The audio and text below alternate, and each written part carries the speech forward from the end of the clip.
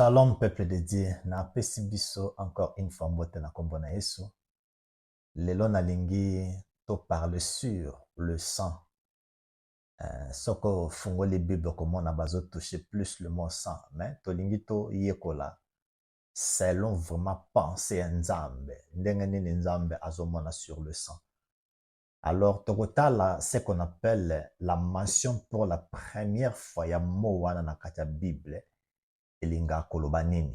Donc dans un premier temps, sokozu makambo ya Nzambe obandi ko expliquer ngo ozwe la rousse otie wana obimi libanda makambo Nzambe.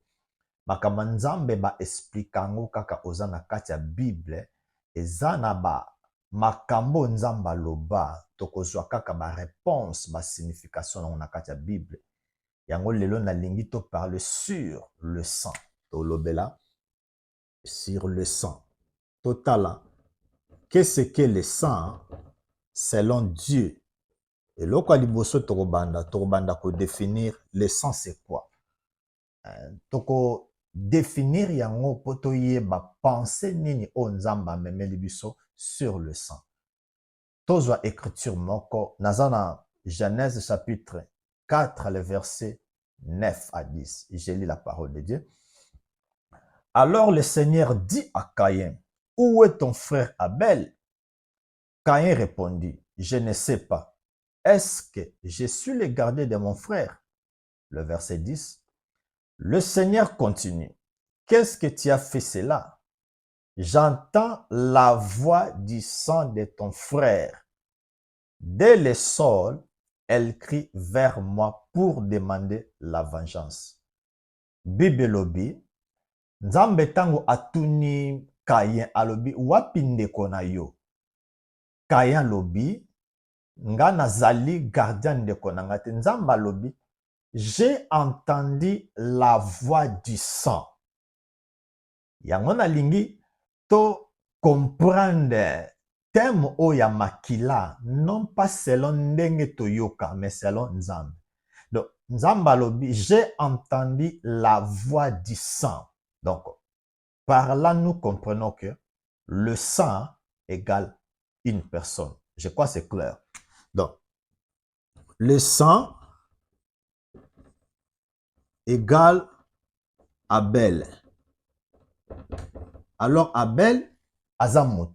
Donc, verset chapitre 4, verset 9 à 10, Bible tal Nzambalobi, j'ai entendu la voix du sang qui crie.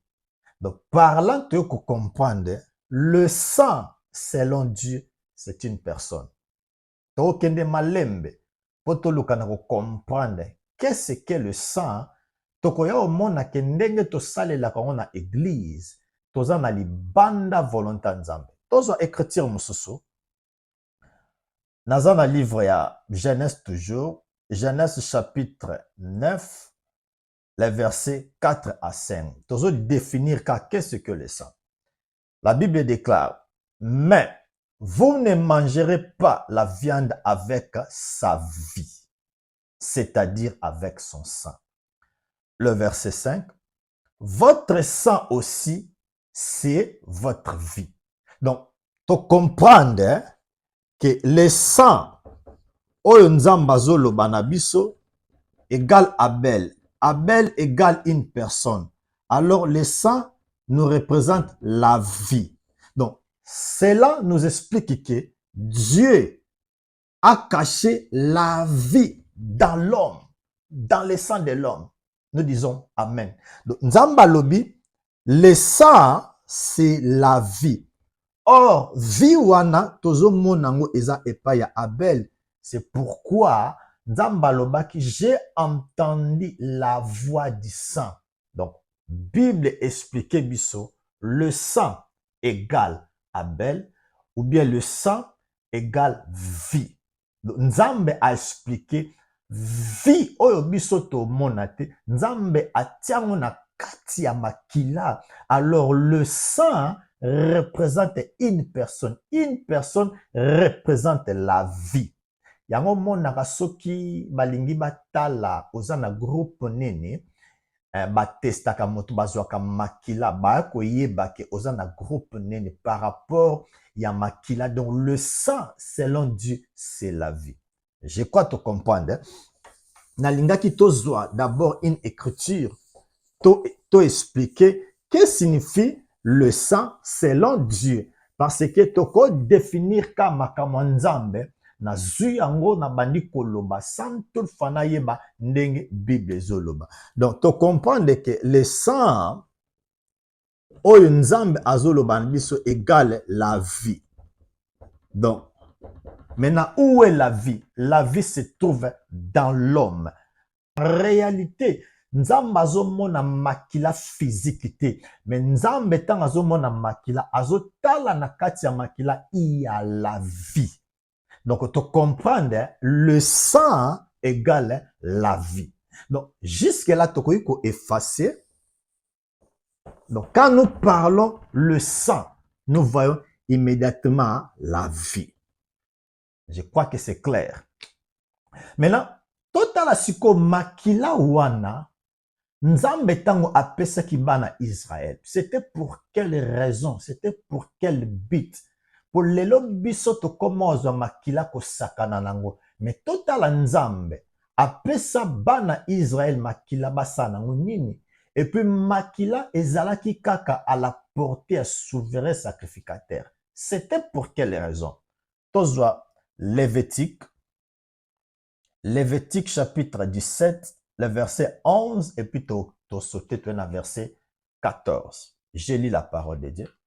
En effet, c'est dans le sang que se trouve la vie d'un être humain. Le Seigneur vous permet d'utiliser le sang sur l'autel pour recevoir le pardon de vos péchés. Bible lobi, le sang c'est la vie. Alors Dieu nous a donné le sang qui est la vie. Place moko aebisa biso tokoki kosale la makila dans l'autel. Donc tozo comprendre que makila ba utiliser kango place nyonso toute. Nulle part na Bible okomona bana Israël ba utiliser makila en dehors ya autel o nzamba lobaki bokozwa le pardon de péché. Donc par là Lévitique 17, 11 et le sang c'est la vie. Donc à rejoindre kaka définition auto zwaki, mais à quoi ajouter eloko moko alobi ki nzamba pesaki biso makila po na hotel po na kolimbisa masumu na biso. Tozwa le verset 14. En effet, tant qu'un être est vivant, sa vie est dans son sang. Je crois que c'est clair. Donc, le sang égale la vie. Alors, nzamba pesaki bana Israël que makila boko utilisant kaka na hôtel na les lieux très saints. Ça c'était l'image de Jésus. Na lobelaka biso que Ancien Testament eza le Nouveau Testament caché, le Nouveau Testament eza Ancien Testament révélé, ancienne alliance ezalaki ombre. Alors nouvelle alliance eza réalité Yesu ye moko. Makila o babandaki komemango na hôtel pour ete bana Israël masumu ezala couvert pour une année. En réalité ezalaki image. Yesu alinga loba, voici le sang. Or le sang c'est la vie. Yesu alinga aloba, voici la vie de la nouvelle alliance. Vie wana tango akoma na ekulusu nde akolimbisa masumu na biso. To comprendre que le sang c'est la vie. Nzamba pesaki bana Israël makila ba utiliser wapi dans les lieux très saints ou bien na hôtel. Mina totala sikoyo la vie wana, d'où vient la vie? To kende malembe na lingi to comprendre et puis na suka to kwa ko expliquer ba verset oyo batu babele la pona makila. D'où vient la vie? To comprendre que le sang c'est la vie. Le sang c'est la vie. Maintenant, d'où vient maintenant la vie? Vie wana aouta wapi? Dans Jean chapitre 1, le verset 4. Tokende malembe po, il faut tolekana ko expliquer batu ba comprendre, balonga na ignorance. Tangu tozobela la makila, nzamba otala makila physique te, mais nzamba zotala la vie qu'il a cachée dans le sang. Pourquoi? Le sang, c'est la vie. Alors, vie ba mona kangote. Jean chapitre 1, le verset 4. Tozotala maintenant, d'où vient la vie? La Bible déclare, en elle, il y avait la vie. Nous disons Amen à l'écriture. La vie est où tu es, en elle. Donc, le sang, c'est la vie. D'où vient la vie? La vie vient en elle. Maintenant, d'où vient elle? C'est dans Jean chapitre 1, verset 1. Au commencement était la parole, et la parole était avec Dieu, et la parole était Dieu. Le verset 2. Elle était au commencement avec Dieu. Nous avons compris que la parole, au Bible est allée sibiso, c'est Dieu lui-même. D'où vient elle? Elle vient de la parole. Elle vient de la parole. Elle vient de la parole. Or, la parole, c'est Dieu lui-même. Donc, tu comprends, tant que le sang, c'est la vie. Alors, la vie, d'où vient la vie? La vie vient d'elle. Elle est où tu vois? Elle, c'est la parole. La parole, c'est Dieu. Donc, tu comprends une chose. Lorsque Dieu parle à propos du sang, azotalela yemokonzambe. Romains chapitre 4, le verset 17, la Bible déclare, c'est Dieu qui donne la vie. Nous disons Amen à l'écriture. Nalobakango toujours, et loko nyonso tout ozozwa, il faut toyebaka. Bible a expliquera biso, makambo ndenge biso to penser nango te. Le sang, c'est la vie. Le sang, c'est la vie. Le sang égale la vie. Maintenant, tokotala na Bible, nani asala ba déclaration pour alobate, la vie, c'est lui-même. Je crois surtout que dans Jean chapitre 5, le verset 38 à 40, vous sondez les Écritures, croyant avoir la vie en elles.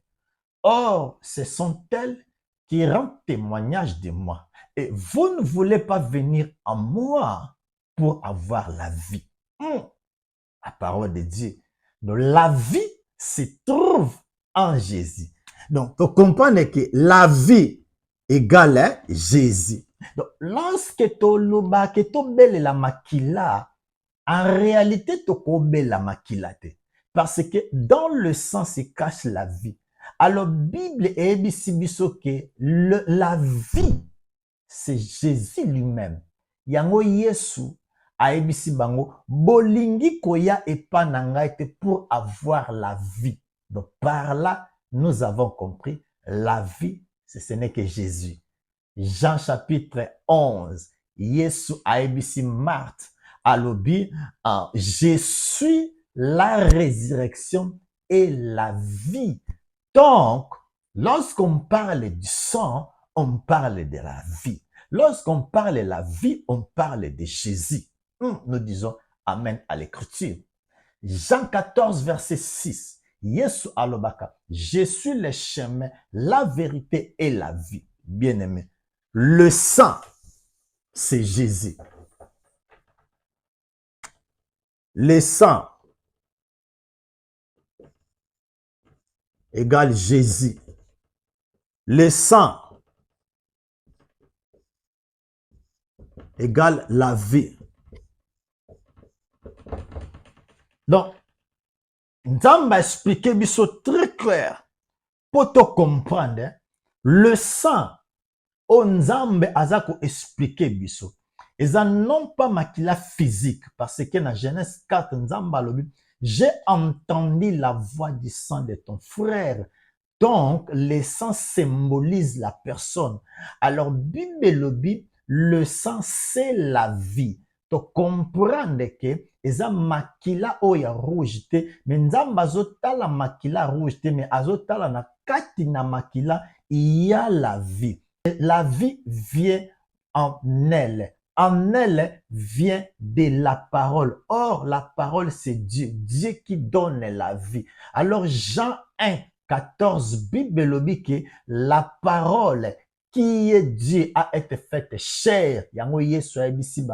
Vous ne voulez pas venir à moi pour avoir la vie. Je suis le chemin, la vérité et la vie. Bible dit, celui qui a le Fils, il a la vie. Sikonga naza na vie. Comment mutu o aza na vie akobe la makila or que vie ba vie vakango. Je crois que comprendre. Donc le sang c'est Jésus, le sang c'est la vie. Tout toucher ba verset au bana ba belaka le sang. Na touchango déjà na ba enseignement na ngamsusu. Batu bazwaka raison na Exode chapitre 12 au bana Israël balobaki ke Nzamba lobaki le sang vous servira de signe. Bien aimé, sozo tanga Bible kozala ka précité. Il faut tanga ka foi baka contexte nezawana. Nzambe ayebisaki Abraham zwa banyama kata bango abosana ko kata pigeon. Nzamba abi ba descendant no ba okenda mboka mo bozala esclave pendant 400 ans. Bon, et ça qui 430 ans, Nzambe a libéré ki bango. Na ko expliquer un bon jour 30 ans wana e utaki wapi. Alors Nzambe avant à libérer bango, a ebisi bango ke bozwa agneau sans tache ya inane. Eza image ya Jésus. Nzambe lobi ke bokamata agneau wana bokata ebozwa makila botia na bol, botia na balento. Ezo symboliser biso la croix. Tango batie yango, Bible lobi ke après wana lobi nango Nzambe a délivré bango. Pourquoi batiaki makila? Parce que ange destructeur, ce qui aye, tango mona makila a comprendre que na ndako wana eza déjà na makila do ezo symboliser que Yesu asi akufi na ndako wana donc moyen akota wana eza te po aboma. Donc grâce ya makila nde bana Israël bazaki libéré. Alors soko tali vi ya bana Israël basalaki 40 ans na kati ya désert, place moko babelaki makila te. D. Bana Israël, tango Nzambe a libéré bango, a ebisi bango makila eza kaka na place moko na hôtel. 3. Nzambe nde ayebisaki bana Israël batia makila. Bana Israël balobaki teke Nzambe biso toni totia makila pour Satan na aya. Ça c'est 3. 4. Tango Nzambe alobaki batia makila eza pona ange destructeur o akota epaye ya Nzambe. Mais sikoyo biso totiaka makila pona diable. Donc exemple wana eza ko concordete. Et puis 5 Bible lobi ke bana Israël batiaki makila ezalaki na kati ya Égypte. Égypte ezo symboliser monde. Égypte ezo symboliser royaume ya ténèbres. Alors tango Nzamba délivrer bango bakomi na désert bakoti kana place moko te bana Israël babelaki makila. Wana eza image. Tango tu es dans la nouvelle alliance, biso pe le jour que tu as accepté Jésus-Christ. Ephésiens 1, verset 7, et puis Colossiens chapitre 1, verset 12 à 13. Yo pe ozalaki délivré par le sang de Jésus-Christ. Alors, tango oza délivré, Bible zobake oza délivré par rapport ya makila. Or, c'était la vie. Nzamba délivré biso. Soko tali na ba apôtre, na ba disciple Yesu. Moto moko place moko te abelela makila. Pourquoi? Parce que le sang c'est la vie. Ça c'est le premier exemple. Deuxième exemple, bazwa kango na Hébreux chapitre 9, le verset 22. Nazotangango, et sika balobaka, et presque tout d'après la loi est purifié avec le sang. Et sans l'effusion du sang, il y a un point de pardon des péchés. Verset Oyo, na Matthieu chapitre 26, verset 28. Yesu palobaka, voici le sang de la nouvelle alliance qui sera répandu pour le péché. Bana Israël, Aaron amandoko tanali très saint, azako zomakila, azako tiango na kati ya arche, Nzamba zolimbisa masumu na bango. Bana Israël babandaki ko simba makila te. Au moins de temps batouchaka Hébreux chapitre 9 verset 22, c'était seulement dans la loi de Moïse. Donc Nzamba lobaki ba memango na hôtel. Hébreu chapitre 9, verset 22. Yango eza Matthieu chapitre 26, verset 28 pour Nabiso. Alors, tu peux toucher verset moko oyo. Il y a Apocalypse chapitre 12, le verset 11. Tinasuka. Bible le baga, ils ont vaincu à cause du sang de l'agneau. Bien aimé, total la écriture. Wana, ça n'a rien à voir avec la makila. Pourquoi? Parce que dans Apocalypse chapitre 11, wana ezali petite tribulation. Na Apocalypse chapitre 13, wana eza grande tribulation. Na kati wana sikoyo, bana Israël, eza peuple o bakotikala wana, bakobanda ko témoigner vie na bango par rapport ya le sang o esalamaka na koloso. Apocalypse chapitre 12, wana église eza enlevée. Donc, par exemple, autopesaka Exode 12, donc, ils attendent un rapport mon côté. Et puis, Hébreu chapitre 9, ils en ont rapporté. Apocalypse chapitre 12, ils en ont rapporté pona, ya mwana, ya nzambe. Sikoyo, total eloko moko. Total sikoyo, protection na biso bana nzambe. E vandi wapi. Po batu bakanisa ke. Non, ceux qui na beleli makila, makila e batelanga. Écoutez bien aimé. Même prière na yo e batelaka yote. Makila e batelaka te.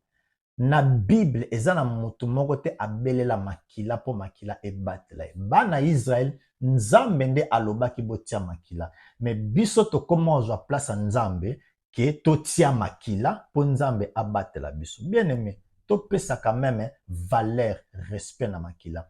Nazo peso verset moko peut-être na ebite so tangango. Eza na verset moko nzambe apesa bana Israël oyo akobelela makila ata la punition nini nzamba akopesa ye. Naza na Hébreu chapitre 10 le verset 29. Eza verset o batu balinga kobelela plus makila. Yoka ndenge Bible lobi. Celui qui méprise le Fils de Dieu méritera une punition encore plus dure. N'est-ce pas? En effet, celui-là ne respecte pas le sang de l'alliance qu'il a libéré du péché. Il insulte l'Esprit Saint qui nous a fait connaître la bonté de Dieu. Nous disons Amen. Donc, Nzamba talisi biso, eza na punition bato babele la kamakila. Donc, nulle part na ba écriture, Bible ezo talisa biso ke Nzambe azo batela biso na makila. Eza kaka bato bazo ba système wana baza koya nango na église na prière. Otobele la makile batte la biso nulle part bien aimé dans le sein. Et puis mota bele la makile, c'est très simple. Ezo laksake aza ignorant parce que aucun disciple a salango abele la makila.